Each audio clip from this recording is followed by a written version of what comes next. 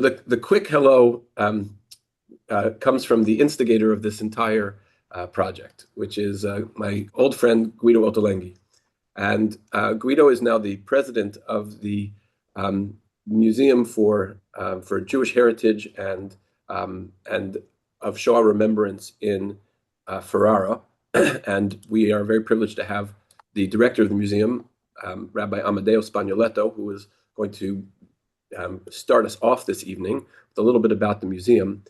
We have this very nice partnership that allows us to bring some of the remarkable and important stories of the Jewish people that happened in Italy to us here at the edge of the West, Shaare Zedek. We also have guests from Beth Tefillah in Baltimore and perhaps around the country. We've tried to share the ability to join in this way with many different communities. And the idea is that there's important parts of the Jewish story which take place in this corner of the world. Of course, one of them is tonight's presentation, which is about the Shoah in Italy, which has some unique lessons and unique features, which I think become ever so important as political dynamics seem to manifest anew and anti-Semitism resurges and certain kinds of authoritarianism resurge at the same time. It's such an important lesson for us. The second installation will be around Tisha B'Av. We're going to learn about the anti-Semitic persecutions that took place during the Counter-Reformation. It's really a fascinating story in its own.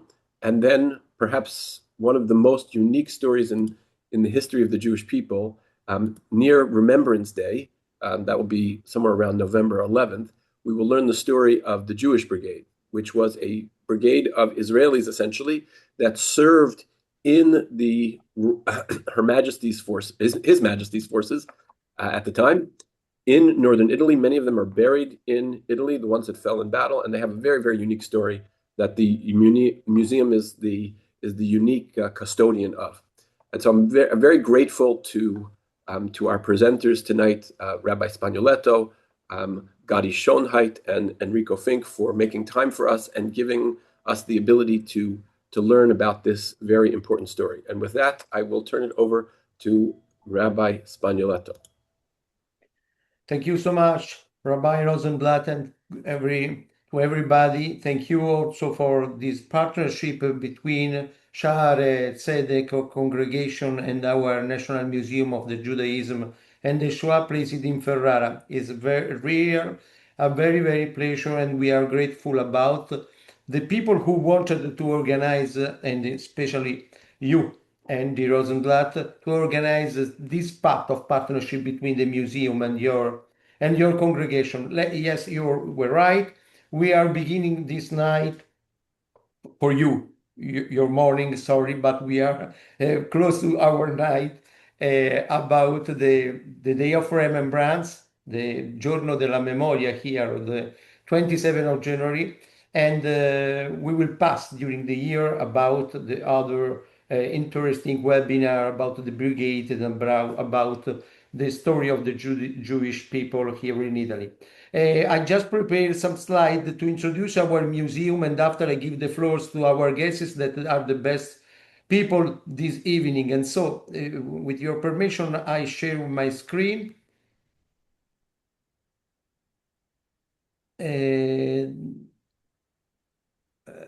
Visualizza, inserisci animazione by think so, perhaps I have to revisione, visualizza normale, late moment. Okay. Confirm me that you see the slides. We do. Okay, nice.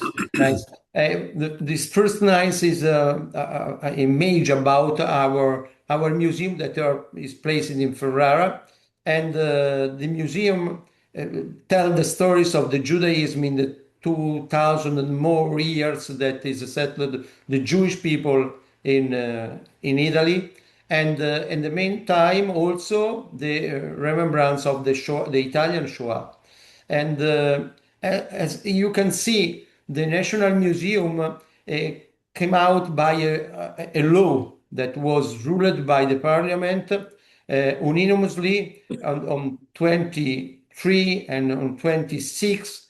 And the aim of the museum is to bear witness to events that have characterized the 2000 years of the Jewish presence in Italy. And of course, the two important things that characterize the Jewish people in Italy are, among the others, the settlement of the Jewish in Italy and also the Shoah period. And one of the questions that sometimes are asked to me, are addressed to me about why the museum is placed in Ferrara. And I usually give both or three reasons about it.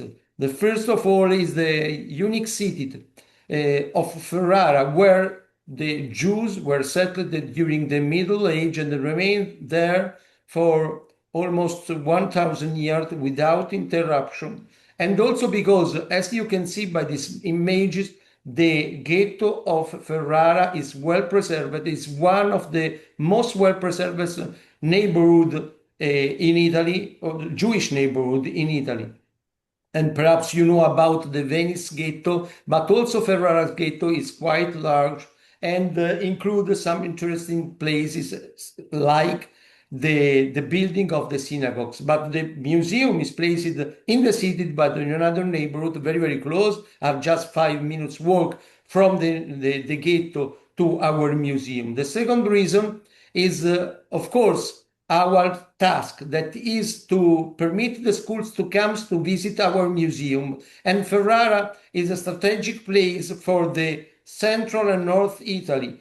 That's a way that very several schools can come to visit our museum and to know as much as possible about Judaism, the story of the Shoah, and also the traditional things about and the customs of the Jewish. And this is the important task that the laws give us as an important institution in Italy. The third thing perhaps is important for the tourists coming from abroad. That is in Ferrara, as you can, for sure you know, there is the masterpieces of the Garden of Vinci Contini, both as a book and as a movie that brought the Ferrara Jewish heritage famous throughout the world. And so several tourists come to Ferrara in order to see the past, the streets and the atmosphere where was the books of Bassani, and also the well-known movie of Giardini de Finzi Contini. The project of our museum is very interesting because we are placed in Ferrara inside a prison of Via Pangipane. Originally, our museum was a prison for all the 20th centuries. At the end of the 20th centuries, in the city was built another important prison outside the city, and this remained, was abandoned. And so was restored to be a museum. And right now, two buildings of the last prisons are our museum. And in a future, I hope close future, will be other two buildings, and the complex of the museum will be very much more important and very wide. Right now we have something like 1,000 meter feet square where our exhibition are placed. Why is important our buildings? Because in the prisons, as you can see, during the war, imprisoned anti-fascist opponents and the Jews, like the writer Giorgio Bassani, that is well known about his important role as a writer, but he was also fighting strongly the fascism during before the World War II. And although other Jewish people were imprisoned inside the prison before, of course, was transformed into a museum, Matilde Bassani, Corrado Israel de Benedetti, and during itself, in the very high moments of the war, also other Jews passed through the prison before sending them to the death camps. The inauguration of our museum was at the end of 2017 at the presence of the President of Italy, and the first exhibition was devoted and focused on the first 1,000 years of presence of Jewish in Italy, and the other exhibition between the 17 and until the nowadays last years were devoted to the other important period of the presence of the Jews in Italy, like the Renaissance, like the Ghetto period and the Emancipation period, coming through also the period of the Shoah. But right now we have a temporary exhibition that is called An Italian Journey. That is an interesting experience because we collected two important photographs collection, one coming from Hungary and one coming from Italy, collected in the 20s and 30s years of the last centuries, exactly to collect all the images and the heritage of the Italian Jewish artifacts or buildings or synagogues. Now we are giving to our visitors the chance of seeing all these artifacts by images, and some of them, of course, were destroyed during the World War II and are not alive anymore. Another important part of our museum is the exhibition Humanity Denied, and speaks about what happened during the Russian laws and after the extermination period that now our guests will speak about. Now, here you can find a collection of our catalogs connected with the exhibition that we had in these 8 and 9 years of our life, and we are going to publish other books in a close future. And therefore, I invite everybody to come to visit our city and our museum, of course. And that's it. I give the floor to our guests. First is Gadi. And so, Gadi, thank you for coming and tell us something about your family. I remember that Gadi Shonait is the son of Franco Shonait.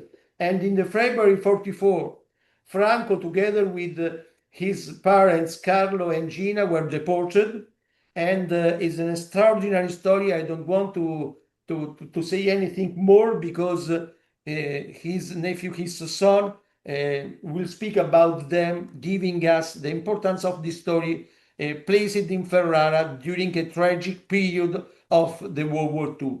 Thank you, Gadi, for being with us this morning or this evening for us. And the floor is yours.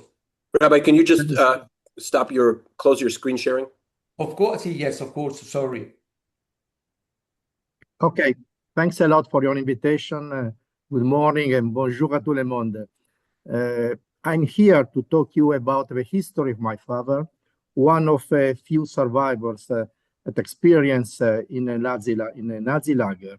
But this history started before the Second World War in September 38. You can imagine a Sunday of September 38. My father was 11 years old, and he was doing schoolwork for tomorrow. And he looked at his parents, and they are worried. And he asked them, what is happening? And the answer was, Franco, sorry, but tomorrow morning you cannot go to school. Why? I'm doing schoolwork for tomorrow. No, you cannot go to school tomorrow morning, and you cannot go forever. As the Italian government has just approved the racial laws, a mix of articles, a large mix of articles, but in brief, was telling that the Italian Jews are not Italians. And for this reason,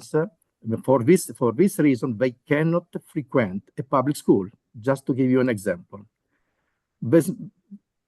Not only, but my father discovered, for example, his friends avoided to talk with him, to meet him. And for example, if they met him in Ferrara, walking on the street, they changed sidewalk just to avoid to meet him and to talk with him. You can imagine the reaction of a child, 11 years old. The small community of Ferrara, a very small community, at the beginning of 40 years, we are talking of about 400 people, very small. And of these 400 people, 100 didn't come back from a Nazi, 25% from a Nazi lager. Only 5 survivors, and one of these 5, my father. And they decided to create a private school. But at the end of every year, scholars had to go in a public school for an examination. And they discovered that they, in a room, they had a separate desk at the end of the room, just to be far from other children. Not only, but I give you another example. My mother, making an examination in a public school, a child asked her, it's true that you have a tail. A tail? Yes, Jews have a tail. It's true or not? Just to describe a period. But the tragedy had already to start. On February 44, in a night, a fascist team arrested my father's family. They passed from the prison that Amedeo had discovered just before, and then they brought them to Fossoli. Fossoli was a sort of sorting camp, waiting to be deported in Germany. And then Buchenwald. When my father arrived in Buchenwald, he was 17 years old. And he remained there till April 45, when American troops liberated the lager. And my father remembered that day for 2 different episodes. First episode, an American captain with a camera to make a photo. He tried to go around the camp to make photo, and he arrived in front of a pile of corpses. But for him, for simply impossible to make a photo. Too much also for him, and it was a soldier. Second example, my father was looking for his father, my grandfather, but he was, I have to say, disappeared. Where is going? And he imagined where his father were gone, and found him in front of that pile of corpses, singing a Kaddish. It was the first time after months that my grandfather could pray in an official way, and he decided to sing a Kaddish. What happened to my father? My father decided to talk about his experience after 30 years, for 2 reasons that I will explain after. But what happened? Why he was, lucky to survive? And he answered for 3 reasons. First reason, to survive in a lager camp, you have to be lucky. Second reason, he was angry, very angry. And he's wondering about this fact. Why I have to die? I have to die as I frequent the synagogue on Saturday instead the church on Sunday. This is the reason why I have to die. Third and last, the positive fact that my father and my grandfather remained together for all the period in Buchenwald. And probably, as you know, when you arrive in a Nazi lager, you are alone with a number. But being father and son, it was a happy fact, a very positive fact. Then they start to come, they come back to Ferrara. And I want to tell you another piece of a history.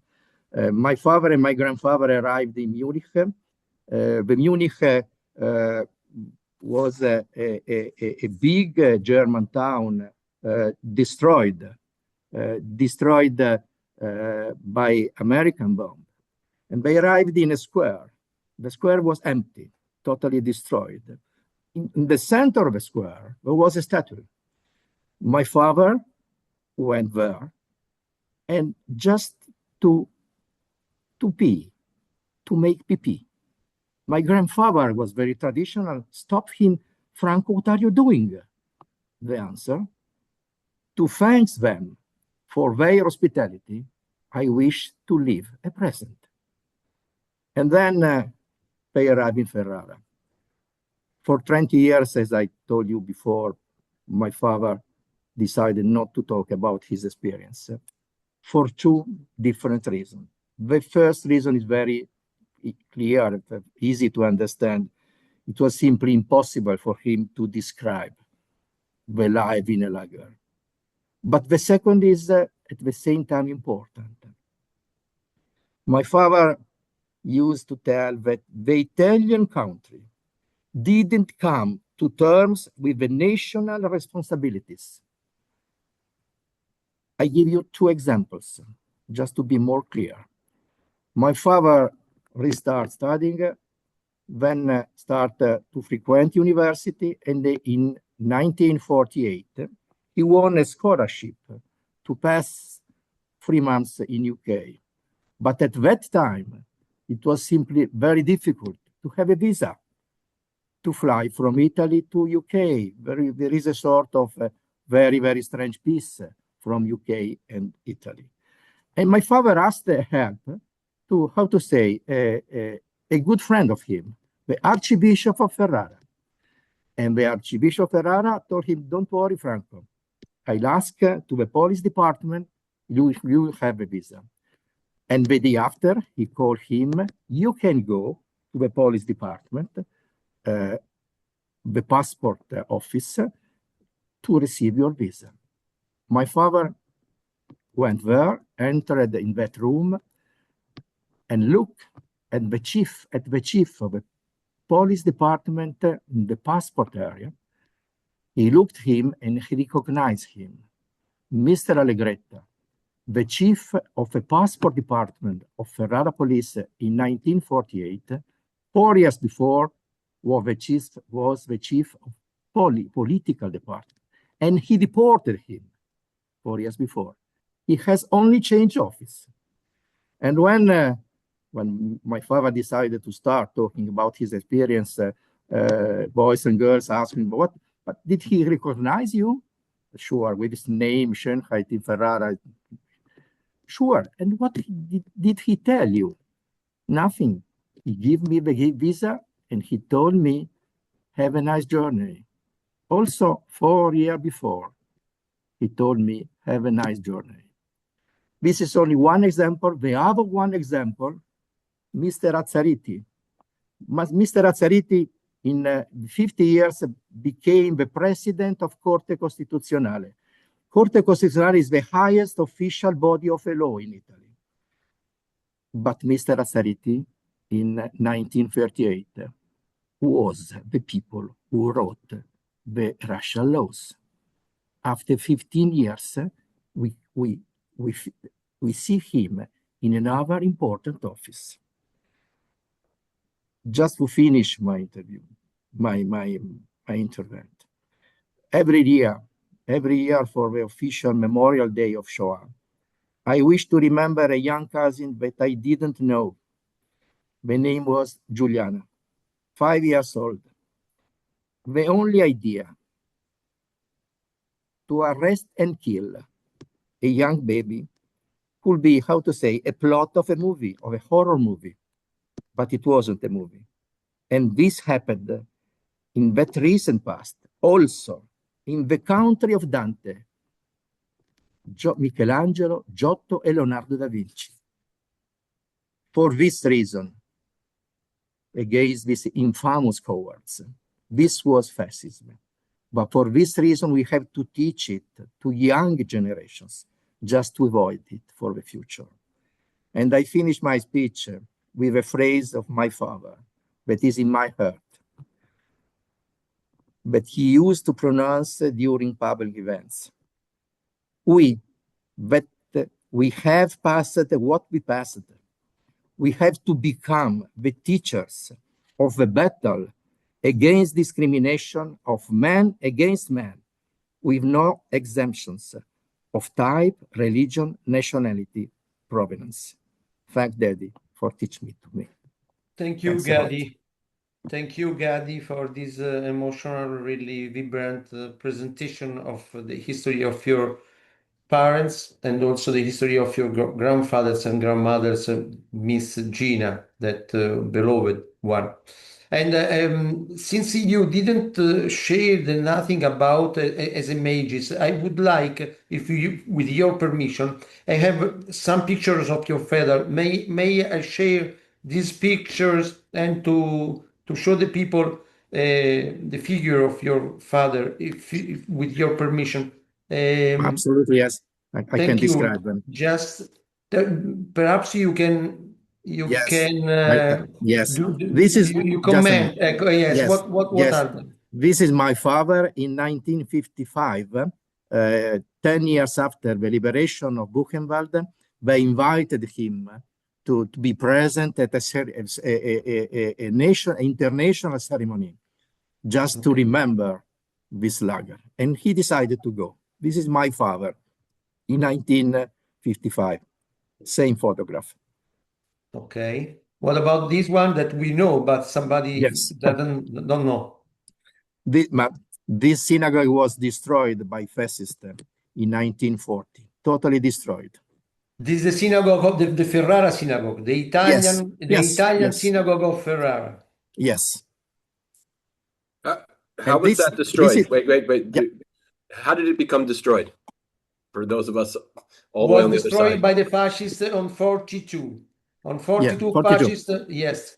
Yes, a gang of fascists came in the synagogue and destroyed everything, including the scrolls and other artifacts that were inside the synagogue. And right now we have the room, but it's empty right now. And the ceremonies and the services are held in the other smaller synagogue, the Ashkenazic one, the Scola Tedesca, and not anymore in Italian synagogue that as I told you is empty right now. This is my father when he decided to talk about his experience everywhere. And this is a book. If you want to read, it is translated in English by Alexander Stille, Benevolence and Betrayal. A book about the history of my father. So, okay, thank you so much. If I could just ask two questions. Yeah.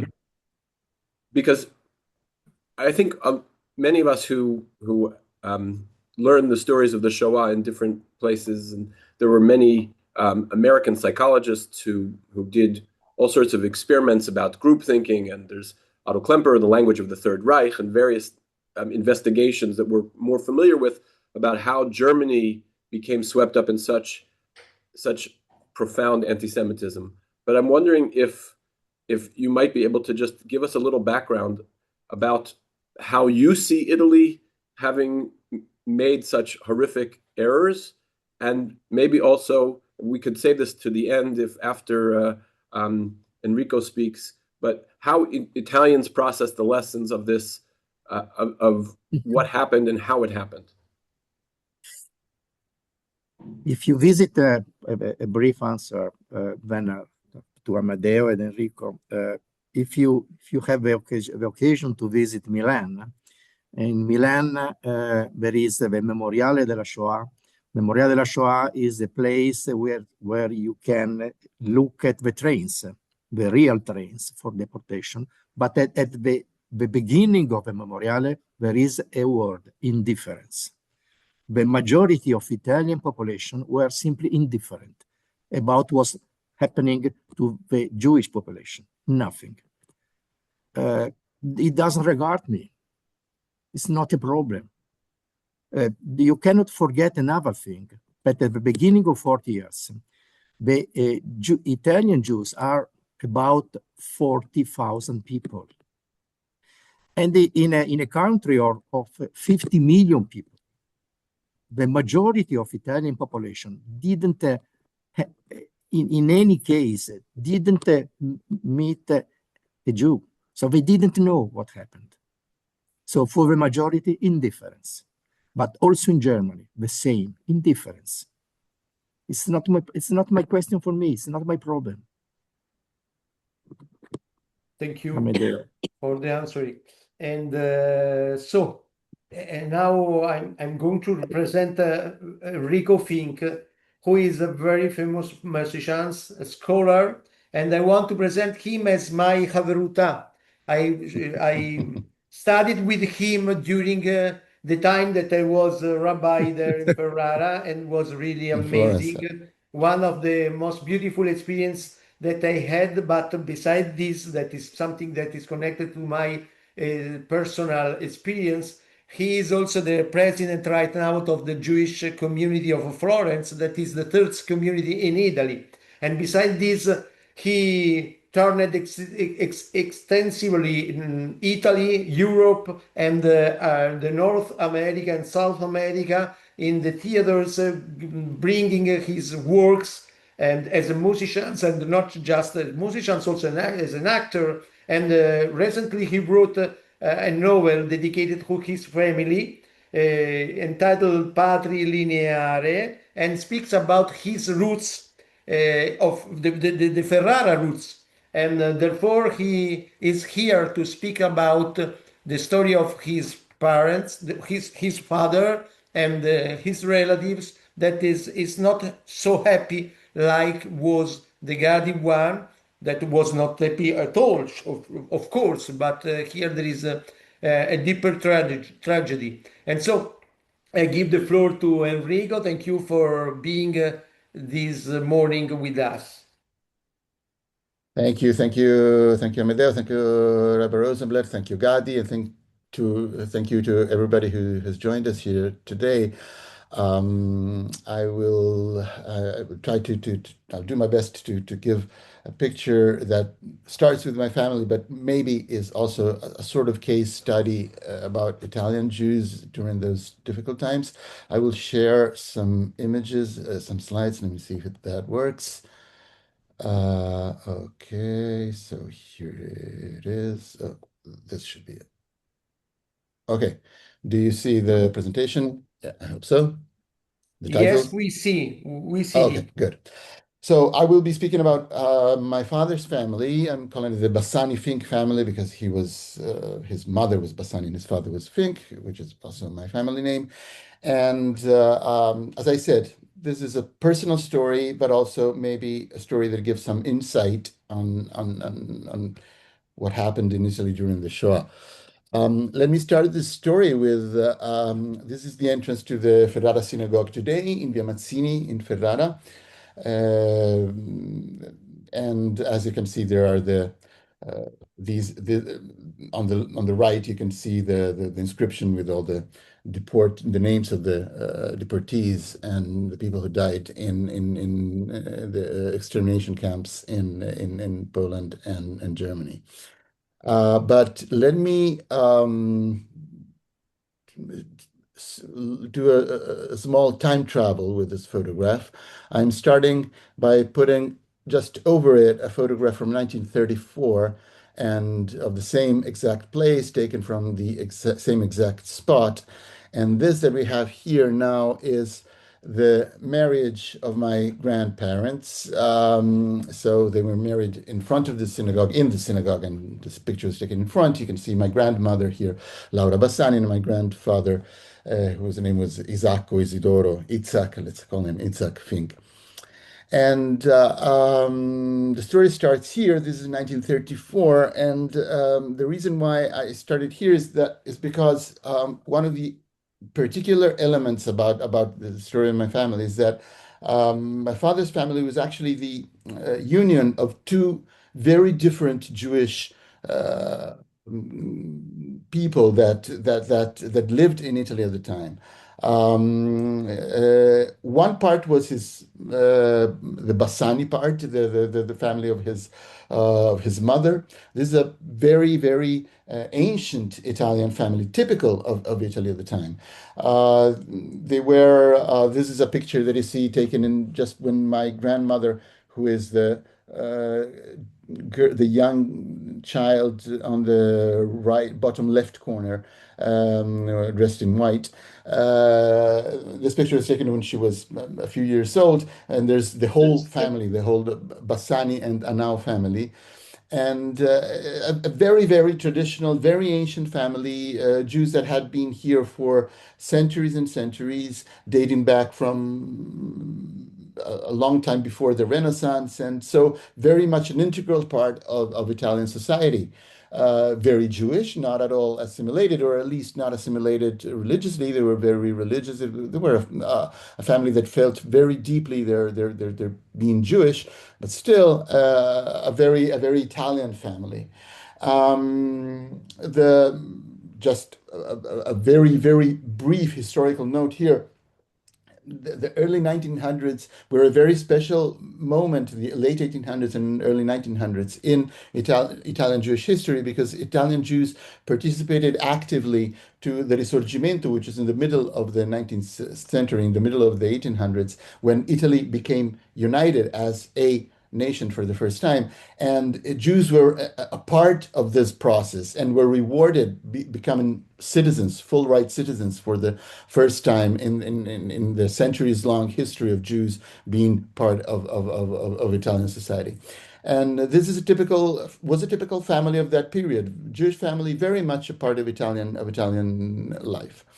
Uh, I don't have a picture of the Fink family. I'm using this picture just because there is my. I don't know if you see also if I no I went too far back.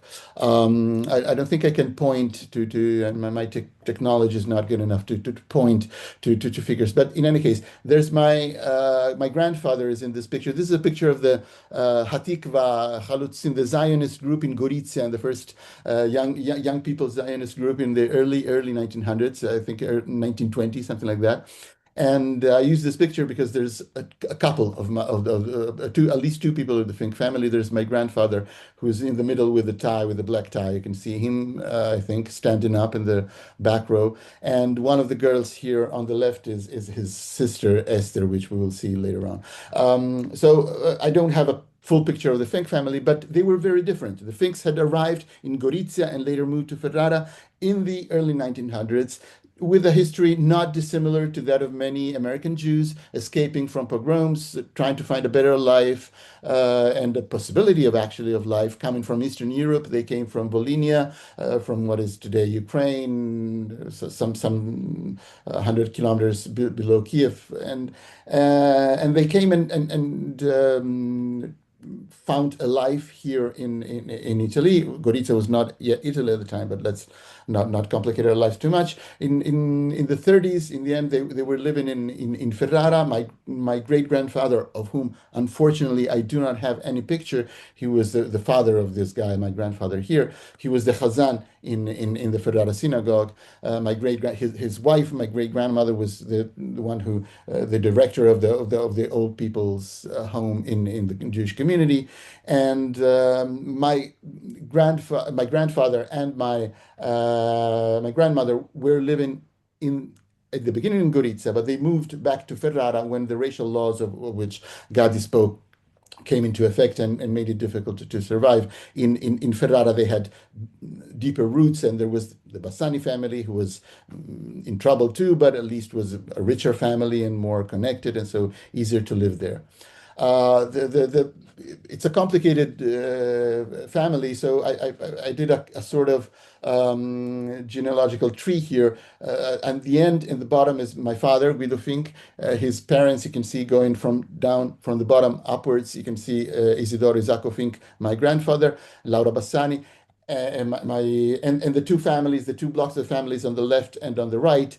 As Amedeo was saying, this story is not a particularly happy story. All the names that are signed in yellow were deported and killed in Auschwitz. So what really happened is that two families, which were kind of representative of two very different Jewish worlds in Italy at the time, were totally destroyed in the Shoah. And one other thing that answers maybe a part of the questions that Rabbi Rosenblatt was asking, and it offers me the chance to be a little bit polemic about Italy and their relationship with history.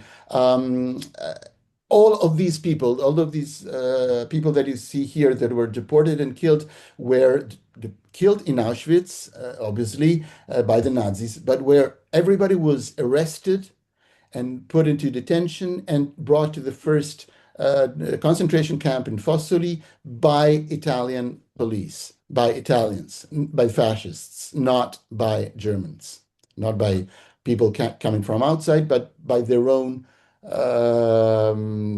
neighbors and people that had known them until a few years before. Every single one of them. And if this is this Wikipedia page is funny because this gives you an idea. Italy has for a long time struggled with the idea of having been an active accomplice of the Shoah. And the myth of Italiani brava gente, Italians are good people, are nice, are good-mannered, they do not mean ill to anybody. This kind of myth has flourished for a long time, mainly because it allowed Italy not to have its own Nuremberg trial. Fascists, as the story that Gadi was telling about the police guy who handed his father his visa, that is a very typical story. Fascists were not absolutely not tried after the war, even important ones.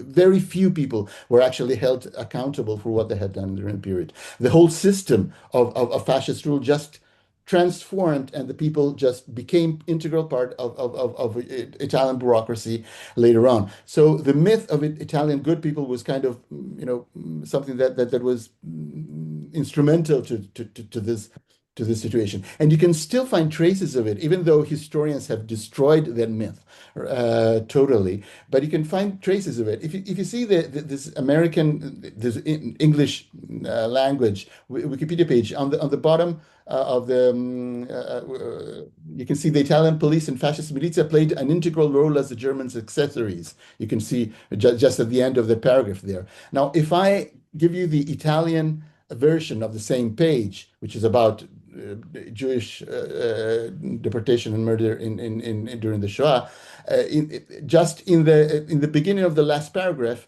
they say in persecuting Jews, the Nazis had somewhat a slight collaboration from functionaries and policemen from the Repubblica Sociale Italiana. So the Italian version is much more apologetic, much more, Italians gave some collaboration, but not really a scarce collaboration, not really, they were not really part. In truth, what happened is that Italy was a place of deportation and murder. It began in 1938 when Gadi spoke about it, when the racial laws came into effect, but then it became something totally different in 1943. This, I will not go into this, but November 30th, 1943, a police decree was sent out that asked for the arrest. The Italian police was ordered to arrest and bring into confinement every single Jew living in Italy. So from now on, from November 30th onwards, it was a hunt for the Jew in Italy. It happened late, and so many people managed actually to escape, but still the intent was on mass extermination, and it actually succeeded for a percentage around 15% of Italian Jews. The story that I want to tell is I will do it a very, very fast thing. This is the Castello Estense in Ferrara, very beautiful landmark that you can see. But I just want briefly to say that This was the site of a very famous fascist murder in just before that police ordinance came into effect in November 15th, 1943. And I say this because it has a lot to do with my family's history and also with MEIS. And I will get to this in a minute, but I've taken a page of MEIS, of the museum that Amedeo directs, which is about this mass murder. You can find news about it. I will not go into it, but it was a very tragic and very violent action by the fascist police against Jews and political opponents in Ferrara. Many were killed, and there in the castello, just in front of the castle, and you can read that history in the pages of the MEIS. But many more were brought into prison, to the prison of Via Piancipane, exactly where now MEIS is. This picture is Via Piancipane when it was still a prison or abandoned, but it had been a prison. Now these corridors have become the offices where Amedeo works, and the MEIS has its own staff working. But this is a place that is very important for us because my grandfather, the one that you saw with the black tie before, was arrested during that terrible night in November 15th. And the last place that my father, as a kid, and his mother saw his father saw him was in these cells. They went to visit him, and he told them, it was late November 1943, he told them, go away, escape. And so what happened is that this young girl here that you can see, this is a picture of my grandmother during after the wedding. This young girl here made a false document and escaped to the countryside with the help of this is the false document that she used. This was a document of Edvige Massari, who was a woman who was the hired help in my parents in the Bassani family house, but she loved very much my grandmother Laura, who was a kid, and she gave him her own document, and my grandmother falsified it, and with this she went into hiding in late November, early December 1943. And that's why my grandmother and my father, as a kid, they survived the Shoah and everything that followed, because everybody else was captured, and in very different ways. And I just very briefly, and I don't have much time, I need to finish, but I want to give you this idea. This is Giuseppe Bassani, for example, a brother of my grandmother. This is Carlo. This is the wife and daughter of Giuseppe. They were captured because until the end, they believed that nothing was going to happen to them. They were Italian Jews, as I said, very integrated, very part of Italian society. They could not believe that anything really terrible would happen. Yes, okay, they're going to arrest us. Okay, they consider us enemies of the state, but it's just a passing thing during the war. Okay, they will send us to concentration camps, but concentration camp at the time didn't have the sinister, well, it was a bad thing, but not as terrible as now we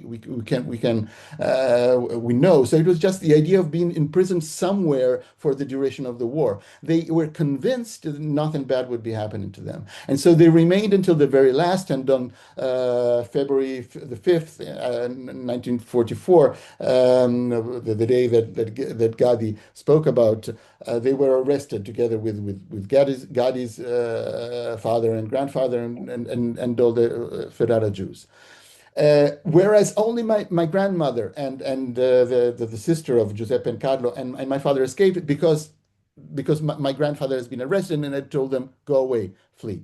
The other part of the family, here's one other picture. I don't have many pictures of the Finks. This is Esther, the daughter of the sister of my grandfather. Actually, it's a very cute photo in Gorizia because there's important people around. I don't know if Amedeo recognizes, but here on the right of Esther is Leo Levi, who is a very famous Italian Jew, but I will not go into this now.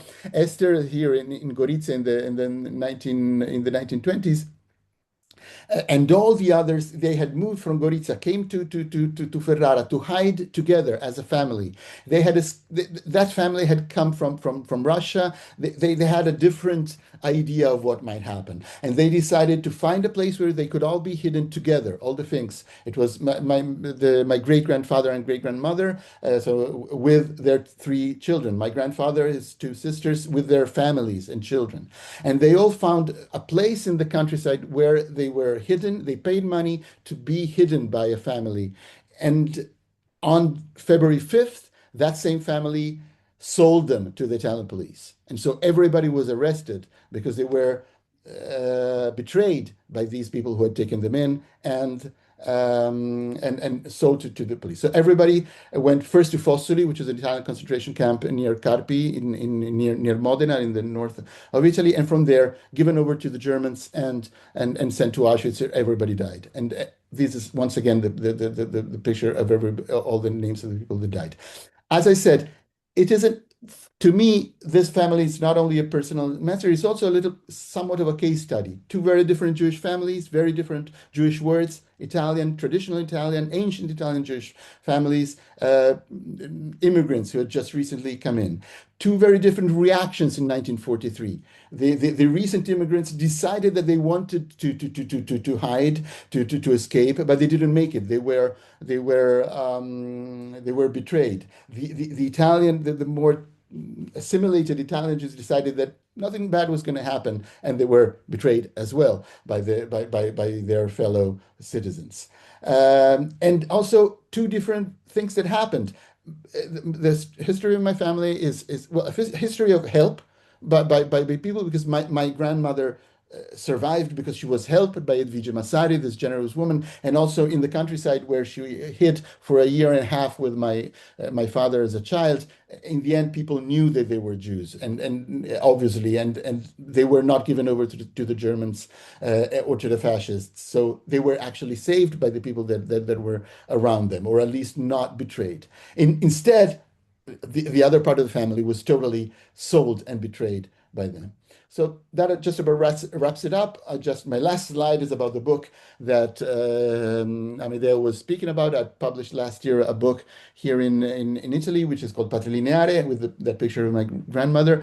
And I'm saying this because it's a book that I love very much. I've worked a lot. It's not only about these histories, it's about what happened, what is the relevance of these memories to people that are born afterwards, to people of my generation. It is a book that is also, it has a very tragic story inside, but it's also a fun book. It's a amusing book in many parts. It's I don't know, you might have some reference. My references can be, you can imagine that with maybe Safran Foer or Jonathan Franzen, that kind of writing. I don't want to put myself on the level of the masters, but the let's say the goals that I had in mind was this. And it's a lovely book. If you read Italian, please go on. If you don't read Italian, I have translated the very first chapters. And if you know an American publisher that might be interested, please contact me privately. I would be glad to send you material, and you can help me. So this is what you can do. You can help me try to, because it would be my dream to have this book published in America and also in Israel, but I'm working on that. In Italy, it has had a very nice story and has been awarded many prizes. So I'm quite happy with what has happened. This wraps it up, and I go away. So thank you. No, I stop my presentation. Thank you. Thank you. Interrupt you. Okay. Thank you so much, Enrico. It was really, really interesting. And I can add that this is the task and this is the goal of our museum, is to tell the stories of Italian Jewry during the 2000 years, and especially about the Shoah period, and also the nowadays, because the vibrant Jewish life is still alive here in Italy, among the 20 and more small, medium, and large communities that Roman, as you perhaps know, have the majority of the Jews living in Italy, but there are other vibrant communities, among them also the Ferrara one, that now is very, very small, but still keep the Jewish life and the services during Shabbat, by his rabbi Luciano Caro, that is aged but very, very strong and active in the small community. And thank you so much. I'm seeing on the Yeah, chat your question's good. Okay. there are questions I can. Okay, Andy, recorded the questions and you want to make questions to our guests? Sure. So I guess first of all, just to Gadi just wanted to clarify the there were 400 Jews in Ferrara before 1938. 400, yes.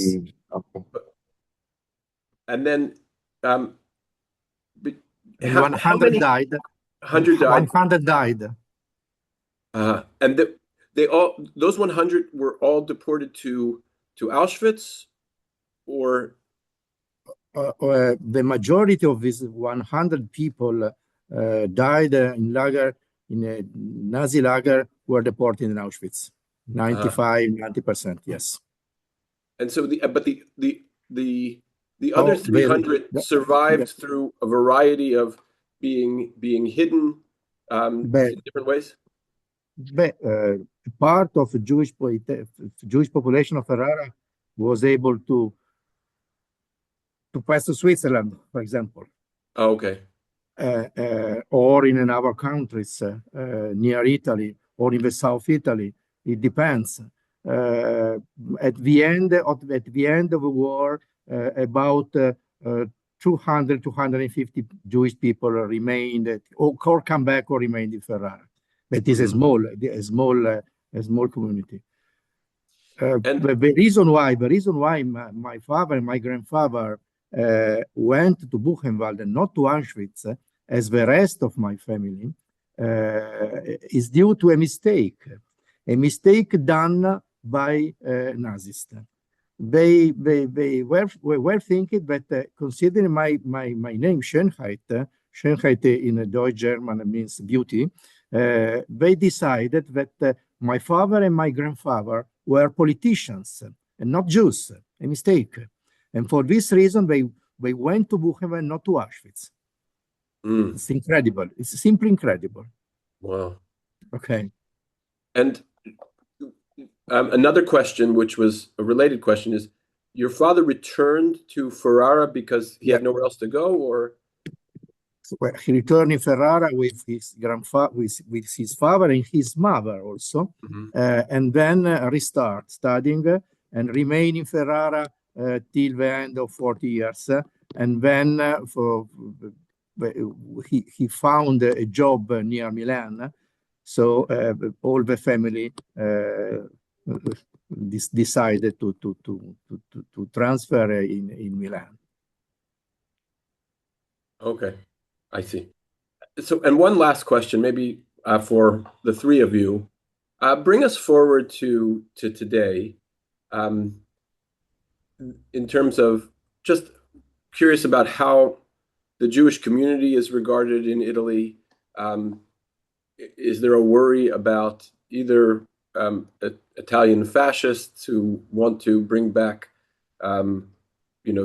racial purity? Is there a worry about left-wing anti-Israel? Give us the temperature in Italy. Want to answer? As a president of community, I give the floor to Enrico. Perhaps his position is yes. Thank you. Rabbi, don't forget that free Jewish and means four opinions. Definitely. I'll take the average. Yeah. I think that we want to try to find a common denominator between things that Amedeo and Gadi also would agree on, is that the presence of the, let's say, more traditional in our times right-wing anti-Semitism is always there. It's always present. It's fringe, let's say, but it is something that is not to be discounted by any means. And recent events and the rise of anti-Semitism due to the to the conflict in Israel have also given more wind also to that part of and to some of the right extremists who are old diehard anti-Semites, let's say. Obviously, we are part and parcel of the world, and what is true in North America is true in every other part of the diaspora. We are living a very difficult time in which we are held accountable for what are Israeli crimes or perceived as Israeli crimes. I will not go into our political view of the conflict, but definitely Jewish communities have felt very deeply in Italy the strain of these past years. Anti-Semitism has, I usually say it has not grown, it has just resurfaced. Italy is on the exact contrary of what was the image that the Italians wanted to give of themselves as nice people, loving people that do not mean harm to anybody. Anti-Semitism was born here. Anti-Judaism was born here.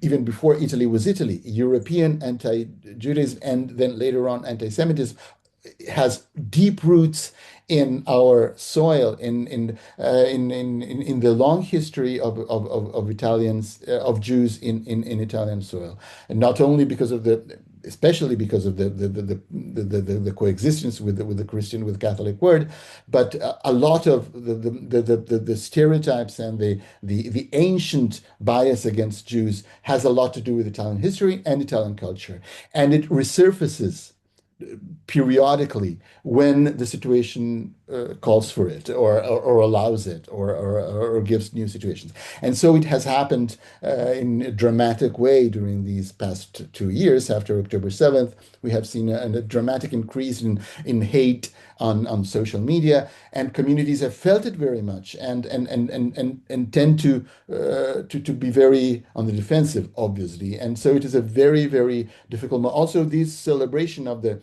Remembrance Day, which is a very, very deeply felt and widely celebrated occurrence here in Italy, is seen by the Jewish communities as with difficulty, because it's seen as a kind of whitewashing of a society that is instead stepping up in its anti-Jewish bias.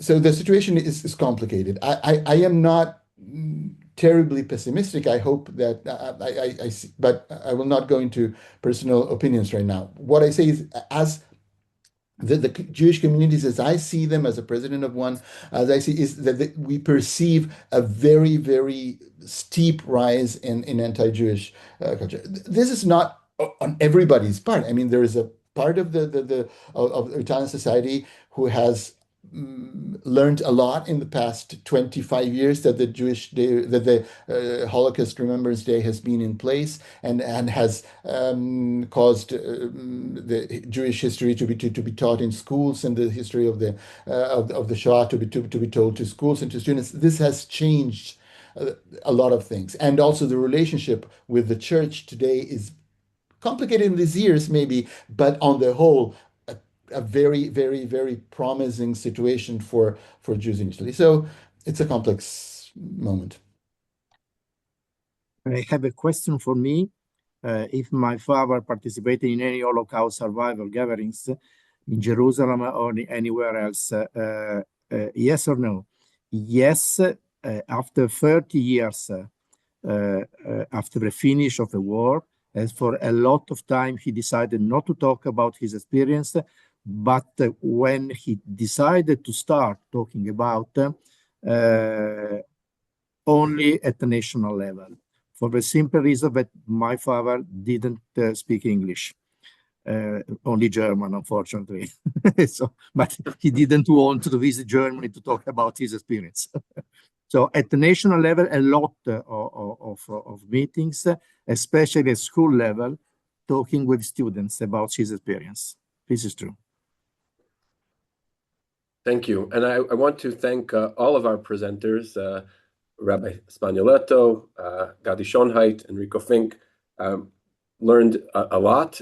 As in all cases, when you learn a lot, you have many, many, many more questions. One of the questions I'm going to close, I'm posing this as a theoretical question. Yeah. Because you're not going to Okay. answer it.